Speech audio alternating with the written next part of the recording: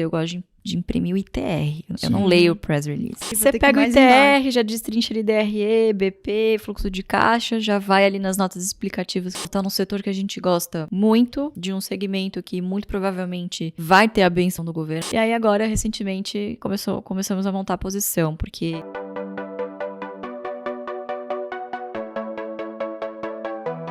Legal. Lô, queria saber hoje, né, assim, como é que funciona essa questão para vocês de geração de ideias, geração de novos cases, né?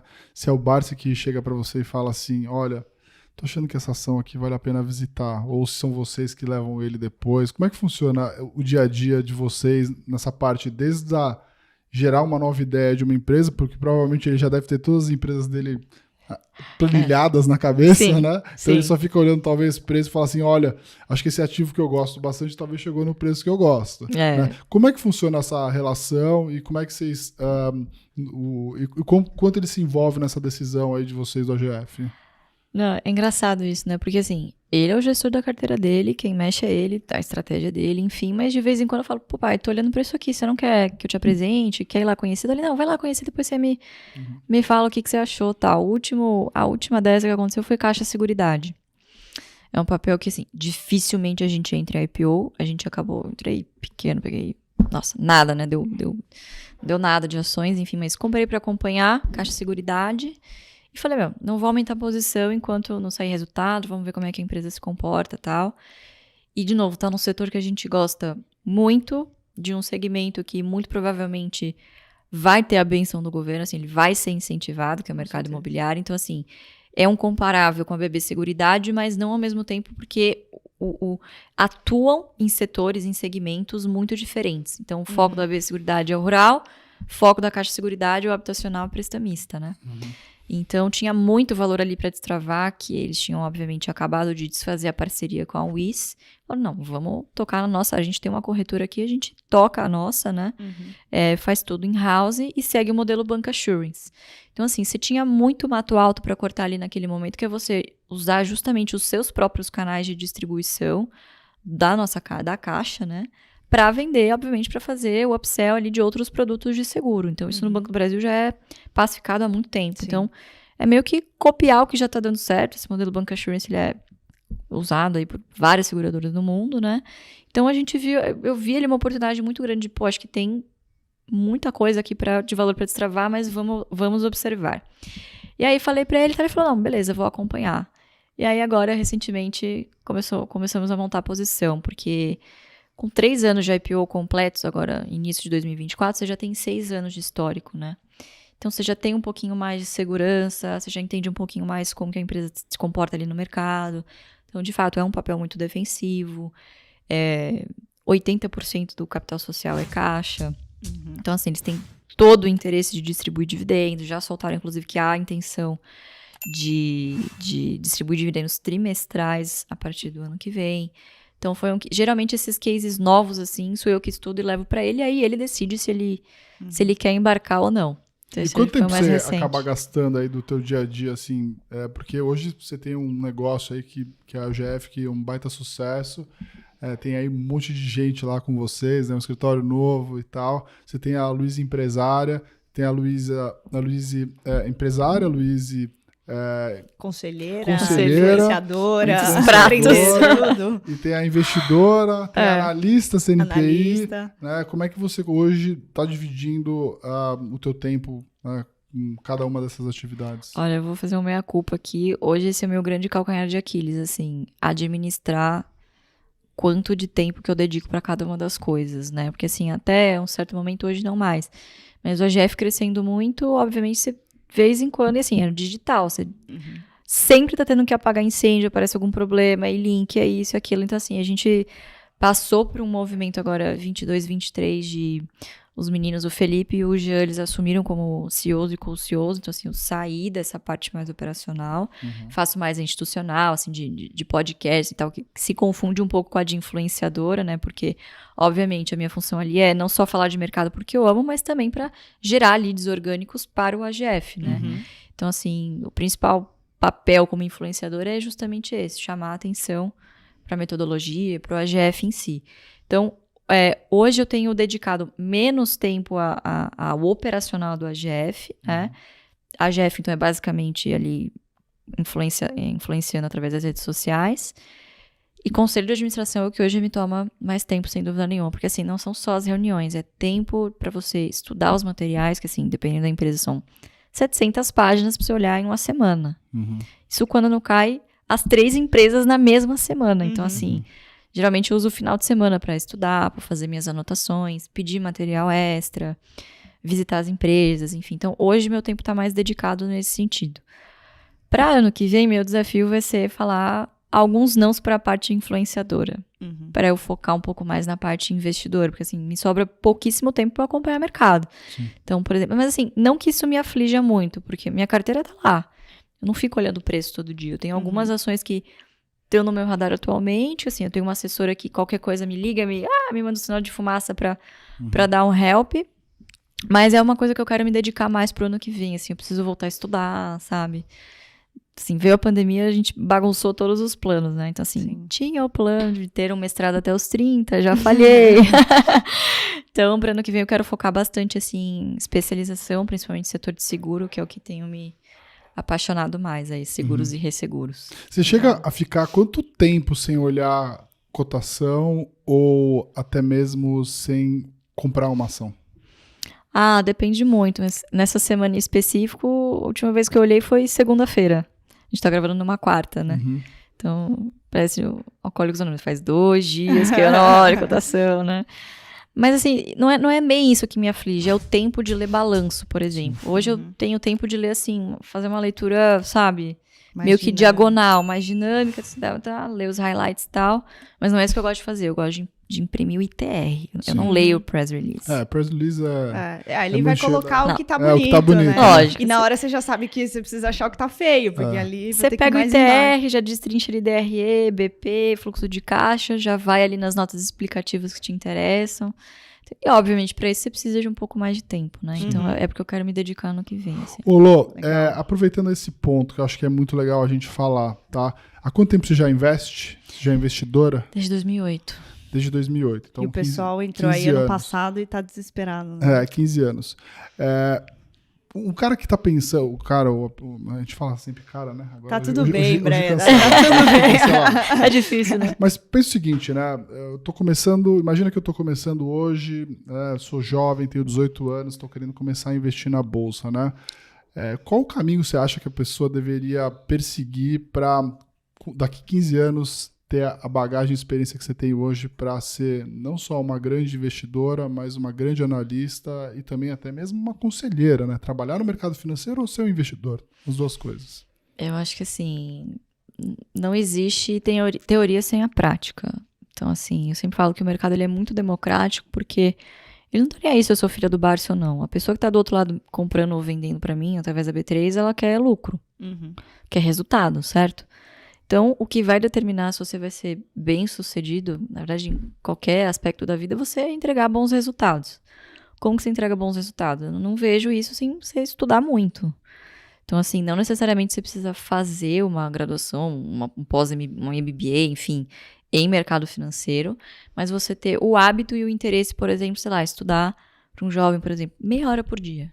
Cara, você vai ficando um pouquinho melhor a cada dia. Quando você chegar no final do ano, você olha para trás e fala, nossa, eu já sei muito mais do que eu sabia quando eu comecei a estudar. Sim. Então, isso composto, exatamente. Né? Composto. Exatamente. E hoje, assim, o acesso à informação, ele tá muito mais fácil. Tão mais fácil do que era quando eu comecei, quando o Barsi começou. Gente, assim, só de YouTube, as pessoas hoje usam redes sociais, né, para 3 coisas, basicamente: entretenimento, inspiracional e educação. Então, saber filtrar muito bem de quem que você tá recebendo essa informação, claro, tem que ser uma informação de confiança, e estudar um pouquinho por dia, assim, não tem muito segredo. E ir aplicando isso aos poucos, né? Então, assim, não adianta você também ficar na teoria e não começar. Então, reserva ali, cara, nem que seja R$50 pra você... Sabe quando você vai entrar numa piscina gelada? Você não vai pular, tem gente que pula de uma vez.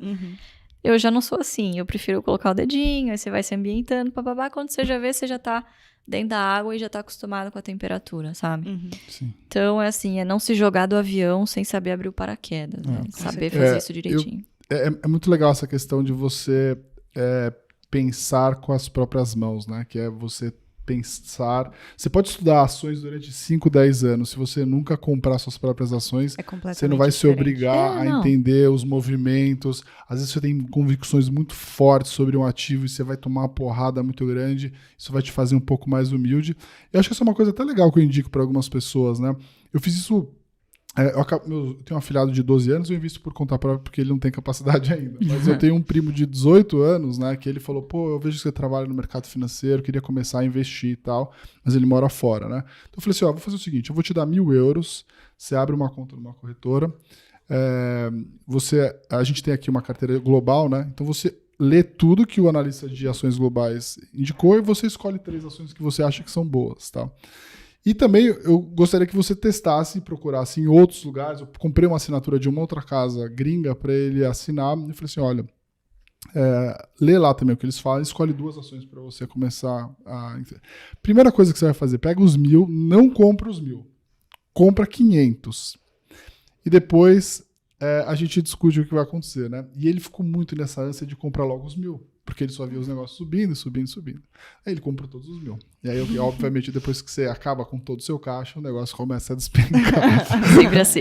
De Murphy. É sempre assim.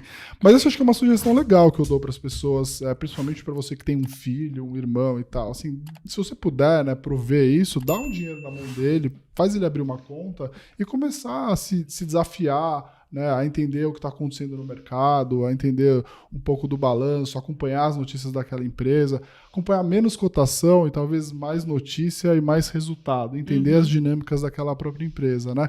Até mesmo comprar aquelas ações de empresas que você tem uma relação duradoura. Se você entende o porquê que você tem a relação com aquela empresa tão duradoura, né, talvez você entenda como que aquela empresa ganha dinheiro e aí sim você vai entender depois o porquê que faz sentido comprar ela naquele preço A ou B, né? Essa é uma sugestão legal que eu dou para as pessoas fazerem em casa. E é importante fazer isso porque agora as pessoas, elas não conseguem prestar atenção nas coisas. Então, essa geração que vem agora, eu tenho um sobrinho de 7 anos, ele não consegue ficar 15 segundos prestando atenção em alguma coisa que não seja do um Fortnite, o interesse dele. Então ali eu tô negociando com ele, só que ainda com moedinhas do jogo. E aí eu fico tentando fazer ele entender, não gasta tudo, não sei o quê. Se você investir, né, tem um jeito ali de investir em campeonato, você ganha mais dinheiro. Por quê? Porque a atenção é cada vez mais reduzida. Eu faço isso que você faz, eu gosto de imprimir, eu faço também, isso. Grifar, Eu sou Daniela, eu imprimo o resultado. Exatamente, como fazer uns incas. Na minha casa, porque eu tenho uma atenção muito maior. Muito maior. Eu não tô num iPad, eu não tô num computador, eu não tô no celular. E eu acho que para essa geração poder investir melhor, né, e não ficar só numa criptomoeda, alguma coisa da moda, a gente vai ter um desafio, né, aqui pensando como educadores e influenciadores. A gente tem que trazê-los de volta. Então, isso que o Breia tá fazendo é sensacional. Inclusive, quando eu era mais nova, eu comecei mais ou menos assim. E tinha um simulador na época. Eu lembro que na Folha de São Paulo tinha, verdade. Tinha um simulador. Nossa, eu adorava ficar brincando com aquilo. Eu me achava genial. Não, eu me achava um gênio. Eu tomei um caldo, eu falei, opa. Imagina se fosse dinheiro de verdade. Eu descobri um jeito, né, que é obviamente um jeito muito tosco naquela época, mas assim, eu descobri um jeito que, como eu comecei a fazer estágio de verão em corretora, eu conseguia saber o preço antes de sensibilizar na tela. Aí eu falei, nossa, eu vou ganhar esse campeonato. Assim, aí, obviamente, deu muito errado, né? Porque eu comprava os negócios nada a ver, né? E aí, enfim, são histórias que a gente... Mas é engraçado isso, né? Porque perfil de investidor, cara, você só vai descobrir a hora que você botar a sua grana. Não tem jeito, assim. E é uma construção. Obviamente, você deve começar um pouco mais conservador e você pode ir adicionando complexidade na sua carteira conforme o seu conhecimento vai avançando também, Com certeza. Conforme as suas convicções vão mudando. Desde que você continue, de certa forma, humilde, né? Porque, enfim, o mercado vai ser sempre soberano e, enfim, a gente ainda vai perder muito dinheiro, falo a gente, investidor, se ficar teimando, né? Se não perceber que, putz, ali não vale mais a pena. A gente percebe a dificuldade das pessoas em realizar algum prejuízo, Nossa, né? Tem isso é o pior. um apego. Então, assim, são barreiras. Eu acho que isso é muito individual. A gente aqui, a gente consegue ajudar, consegue orientar, mas, assim, a pessoa, ela vai ter que sentar e entender mesmo. Putz, isso aqui, errei, acabou. e daqui pra frente eu vou me ajustar. E não bolsa é cassino e vou ficar na renda fixa, né? Tem esse outro desafio também. Acho que a capacidade de você admitir erros é uma das maiores... mais difíceis. Nossa, assim, investidor que tem isso e admite o erro, joga a toalha, vende... Você lembra de alguma dessas, assim, que você falou, puta, eu apostei nessa ação durante muito tempo, eu tava errado, resisti a admitir meu erro e acabei perdendo meu dinheiro, até mesmo... BRF. BRF. BRF foi assim, cara. E eu tava numa época que eu já assinava as carteiras de uma corretora, então eu ficava muito restrita. Então, assim, falei, vou olhar para outras coisas, né? Assim, totalmente fora da estratégia. E aí, foi numa época que, assim, tinha um embate lá no conselho de administração e tal, as ações, tipo, vieram de 45 para 30 e poucos. Falei, nossa, não, imagina, cara. Aí você fica ouvindo o pessoal de meio, eu ficava na mesa. Então, não, imagina, isso aqui é caro demais, isso aqui é porque fulano me falou isso, né? Você entra nessa pilha, né? Se você começa a ouvir todo mundo ao seu redor. Falei, cara, quer saber? Vou montar uma posição. Montei. Assim, não deu uma semana, veio a operação carne fraca, depois veio não sei o quê, assim, caos no setor. Aí o papel foi para uns 16, 15, 16 reais. Comecei a fazer o preço médio, né? Claro, não foi ladeira abaixo, não. Eu fui fazendo o preço médio pra... Falei, cara, quando chegou lá embaixo, eu falei, pra eu baixar esse preço médio aqui, eu vou ter que botar um caminhão de dinheiro num negócio que já era pra eu ter vendido, que eu não sei nem o que eu tô fazendo aqui, não tenho confiança no case, não sei quando isso aqui vai se recuperar, se vai se recuperar. Eu falei, quer saber? Ranquei o band-aid, preju, e assim, por um bom tempo ficou patinando, né? Então, às vezes você não quer admitir um erro, quer ficar fazendo preço médio, quando tem outras coisas tão interessantes quanto, que provavelmente vão dar certo e que não estão recebendo ali a sua atenção e, poxa, tem capacidade de fazer você recuperar o que você perdeu e muito mais, né? Com certeza.